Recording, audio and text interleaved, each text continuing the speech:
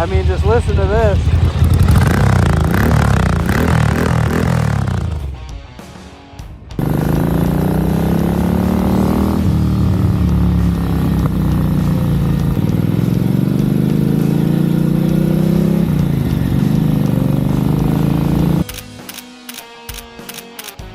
Now we're feeling comfortable, we're feeling loose, so I can talk about this bike. I have documented about 5 days or riding experiences on this bike. I'm someone who actually got to experience one in amazing restored condition. If you've been to Sully's, you know we're super big fans of vintage Hondas because of how well engineered and how smooth and how reliable and just like essentially perfect they are in a dependability sense. I was always a little turned off by the difficulties that came with some European bikes, like especially Ducatis, and people always say like, oh, do you want to be dealing with leaks? Do you want to be dealing with parts availability? Do you want to be dealing with this and that and the other thing? And actually riding this, I realized, yes, you can deal with those things, and because you don't think about those things when you ride this thing because it's just so exciting. Maybe it's not the first thing people think of when they think Ducati. They probably think about their fully fared sport bikes, the V4s. Essentially, this was the first generation, as I understand it, of the big Ducatis or the multi-cylinder Ducatis. From the 70s and the 60s, they made primarily single-cylinder enduro style bikes like the Diana that you might have seen if you stopped in the store at Sully's, a 64 Diana that we had in that was just so fun to just to be around. But what makes this bike exciting is I mean, if you could pin it on one thing, it would just be the engine. I mean, the bike just, what's difficult to place about it is here in Wisconsin we live in the land of Harley Davidson. Everyone and their mom has a Harley Davidson. They are so loud and so rumbly, and this isn't as loud. It doesn't actually vibrate as much, but it still feels crazier somehow, which I know sounds a little nuts, but for example, this bike doesn't actually feel that much faster than my GL 1000, and the power figures on this wouldn't suggest that it's much faster. It's probably a little faster, but the way that this gets up to 85, 90 miles an hour compared to like a Goldwing of like the same year, it's so different how they get there. This bike found its way into my possession is through a wonderful business relationship we have with Retro Speed right here in Belgium, Wisconsin, and they, along with Sully's, have this deep appreciation for they don't build them like they used to sort of bikes. That's what really fuels their fire. They especially specialize in doing what's called a concourse restoration, where they do over your entire bike as if it was 1 day old, 0 miles on the odometer. It's absolutely incredible, but if you have an old bike that you want to see relive its heyday, Retro Speed can pretty much get it as if you had just bought it that day, if not better. And it's a level of craftsmanship that you're going to struggle to find anywhere else in the entire industry, so you must check out Retro Speed. I'll be sure to show their website or link them somewhere. But so the owner of this bike jokingly told me that this bike would make a man out of me. I think I knew what he meant because it's pretty jarring. I mean, this is kickstart only. This is the biggest bike I ever kickstarted, and I kind of had to learn how to do it with some confidence because you need to put the whole strength of your leg into kicking this. Center stand only. And those are just things about the startup procedure. I mean, a bike really is a wild horse out there when you really put the throttle on it. I mean, you can feel that rear wheel just squirreling behind you. Sorry, Brady, I did do that. He described it as a bit of a punch in the face when you get on it. Any gear, any RPM, it really does want to just like rip your face off. And it doesn't sound like a very pleasurable experience, but it's pretty awesome, and it really makes you think about that a lot of the new stuff really just is imitation, and I don't want anyone to not think that their Royal Enfield or their Triumph Bonneville or their Kawasaki W Series bike, I don't want them to think that that's not cool as hell. That stuff is really cool, and it's a great way to just have the looks that you're after and not have to deal with all the stuff that comes along with maintaining an old bike like this, but I've always thought that it wasn't the same, and now I'm pretty certain it's just not the same. It's such an aggressive bike, and I've been told that's because Ducati has never and will never care about anything else except racing.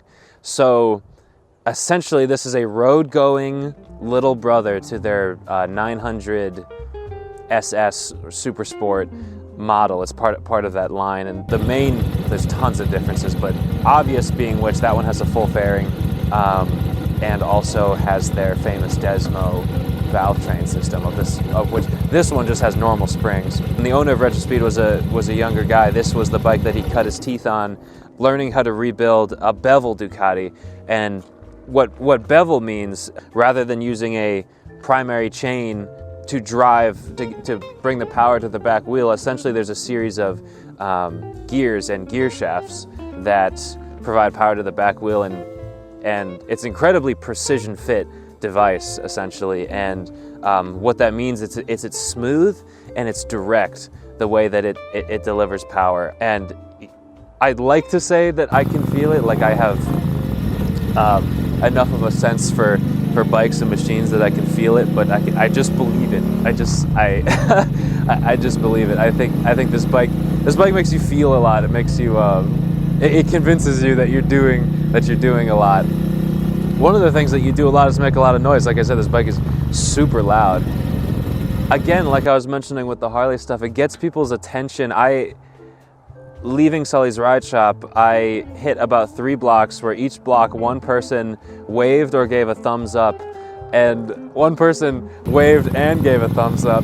And I just, from complete strangers on the street, like during a weekday, I think bikes like this really get people fired up and excited. So, which doesn't always happen on my Hondas. So again, going back to that thing of like, is it worth it? It's like, if it makes somebody's day to see you come riding by, like, yeah, I think it's worth it. It makes my day getting to ride it, and it's a sad day that I'm most likely gonna put it away for the winter. The owner also told me when I was talking about how, oh, like what does the bike need? How should I treat it or whatever?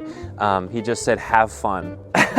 I'm scared to tell him to the extent of which that I had fun, because I've been having lots of fun on this thing. It's hard to ride this bike slow, it really is. But anything's fast, right? You can buy an R6 or an R1 off of Facebook Marketplace and go really fast. This makes you smile. I mean, every time you get on this bike, it's exciting, whether it's just for a little ride or for like a long journey. One thing that's funny is that this bike is such an exciting experience for me as somebody who hasn't gotten to experience really all that many unique motorcycles.